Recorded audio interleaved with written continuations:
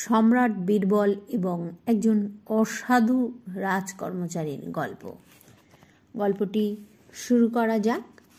সম্রাট আকবরের রাজ দরবারে সভাসদের মধ্যে একজন কর্মচারী খুবই দুষ্টু প্রকৃতির ও অসাধু ছিল। একদিন তার মাথায় একটা দুষ্টু মতলব এলো। একজন গরিব লোককে ডেকে সে বলল, দেখো বাপু, তুমি যদি সারা রাত পুকুরের ঠান্ডা জলে গলা পর্যন্ত ডুবে থাকতে পারো, তাহলে আমি তোমায় 5টা সোনার মোহর দিতে পারি। গরিব লোকটি এক কথায় রাজি হয়ে গেল, কারণ তার টাকার খুবই প্রয়োজন ছিল। পরদিন সন্ধ্যা থেকে গরিব লোকটি পুকুরের ঠান্ডা জলে গলা পর্যন্ত ডুবে দাঁড়িয়ে থাকলো। রাজার কর্মচারীটি 2জন রক্ষীকে ওই লোকটির উপরে কড়া নজর রাখতে বলে দিল। সকালবেলায় রক্ষীরা রাজকর্মচারীকে খবর দিল যে গরিব লোকটি সত্যি সত্যি সারা রাত পুকুরের জলে গলা পর্যন্ত ডুবিয়ে দাঁড়িয়েছিল। রাজকর্মচারীটি কিন্তু সে কথার কোনো গুরুত্বই দিল না।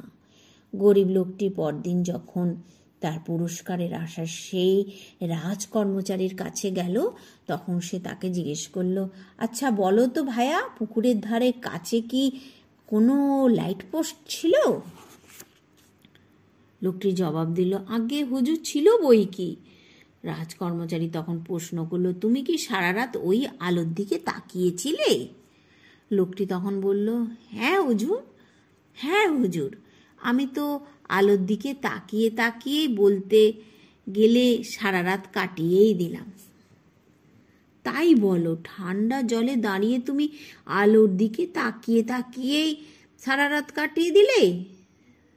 তা আলোর দিকে তাকিয়েছিলে, ফলে সেই আলোর গরম তাপ তুমি পেয়েছিলে বুঝি, তাই তুমি ঠান্ডা জলে দাঁড়িয়ে থাকতে পেরেছ। সুতরাং তুমি কোনো মতেই পুরস্কার পাওয়ার যোগ্য নও।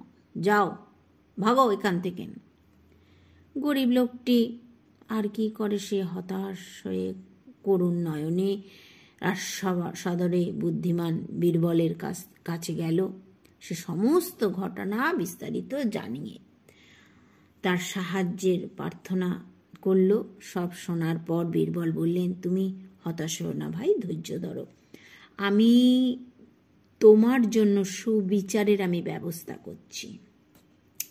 পরদিন বীরবল রাজদরবারে গেলেন না। সম্রাট আকবর তার দূতকে পাঠালেন বীরবলের খবর নেবার জন্য। দূত এসে খবর দিল, মহারাজ, বীরবল বললেন তিনি রান্নার কাজে ব্যস্ত আছেন,